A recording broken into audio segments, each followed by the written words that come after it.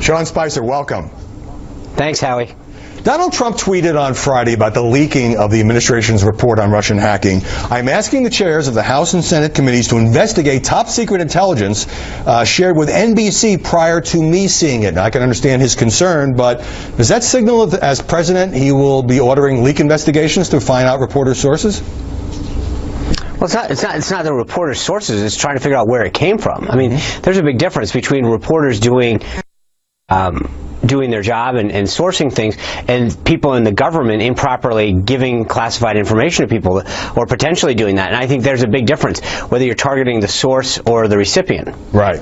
Now, Politico has a big headline: Trump's Twitter feed paralyzes Washington, because apparently it upsets Beltway power brokers. And, you know, some journalists even say, hey, we shouldn't even cover his tweets, which is ridiculous. Why do you think these short messages are so unnerving to the establishment? Well, it's not just the length of them, it's the movement that's behind them. That's the important part. He's closing in on 19 million people that follow him on Twitter alone. He's got close to 50 million across 3 different platforms. And I think what people have realized in Washington and elsewhere is that when he tweets, he has a movement that's behind him. He speaks truth to power. He understands the frustration and concerns of the American people like nobody else, and he can speak directly to them. And the thing about Twitter that's unique is that you see the number of retweets and the actions that are taken and the coverage it gets, and people understand that, you know, mountains get moved when he tweets. Businesses react, governments act. He gets things done. He is successful because of the message that he has and the movement that he commands. And you're not getting the memo in advance, so then you have to respond to questions about this. Do you think that will change a bit after January 20th? Nope, not at all. I think he's going to continue to do. Look, the thing that I find interesting about the question, and I know you're asking it, but from a lot of the mainstream media, they ask a question as if there's something wrong. I think it's been phenomenally successful, and I think that to some degree, you know, the headline that you just read is right. People realize that when he speaks, whether it's by Twitter or otherwise, that he actually has a tremendous amount of sway and influence on other politicians, on companies, on executives, on foreign leaders, because they understand that he is tapped into where the country is and where the support is for key positions in policy. No, what I say is get used to it. This is the way he communicates, and it's part of the reason he won the election. But let's quote a tweet involving WikiLeaks founder Julian Assange. Trump quoted him as talking about dishonest media coverage. He added, more dishonest than anyone knows. Is it unfair, Sean, for the media to point out that it's rather unusual for an incoming president to side with a guy who's a fugitive from justice in expressing skepticism toward the findings of U.S. intelligence agencies?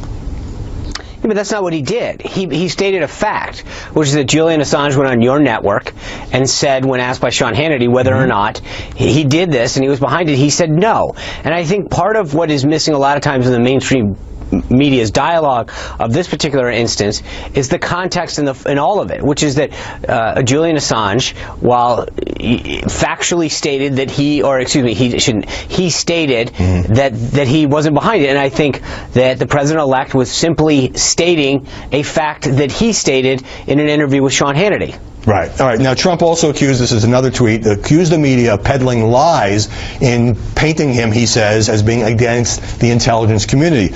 My question for you is, you've dealt with reporters for years. You're a veteran spokesman. You're very good at this. Do you think the media lie and are intentionally dishonest? I think some reporters clearly have a bias and choose to only look at part of the story. So there's no question about it. Like you said, I've been doing this a long time. Thank you for the compliment.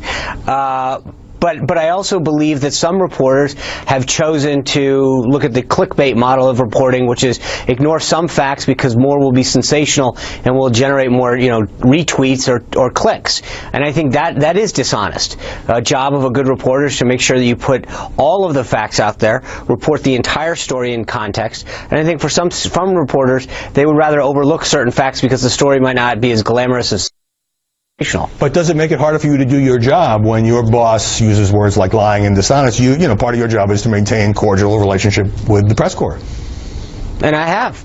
And I think I will continue to do that. And reporters that do their job fairly and responsibly will continue to treat with the level of respect that you should with any human being. But I think that some of these folks, when they've been dishonest, when they fail to overlook the facts, or frankly look to get the whole story or get it right, they should be called out. I don't think there's anything wrong. Reporters have a First Amendment right to write whatever they want, frankly. But I think that individuals, including the president-elect, have a right to correct the record and to make sure that factual inaccuracies or the failure to report the entire story is equally called out. They and you absolutely have that right. On the question of White House briefings, you've now said that there will be something every day, may not be televised, maybe some kind of off-camera gaggle or meeting, but what's the argument against televising every White House press briefing, that there's too much posturing for the cameras?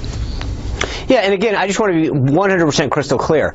What I'm doing is the same thing that the president-elect has challenged everyone that he's asked to serve in his administration, whether at the staff level or at the cabinet level, which is to go in, look at how we can do things better and deliver a better product to the American people, whether it's a press briefing or getting information out or whether it's reforming the VA. He's challenged everybody that is going to serve in this administration to see if we can do things better, more effectively, more efficiently. And I'm doing what he's asked me to do, which is to study all of the things. On this question of the cameras, potentially, what's the upside? One of the things, and one of the things that reporters and others have pointed out equally is that sometimes once the cameras go on, that it becomes more of a show than an informational session where news is discussed and a back and forth ensues with the press corps. So several folks in the press corps, and frankly past press secretaries, have suggested that be looked at.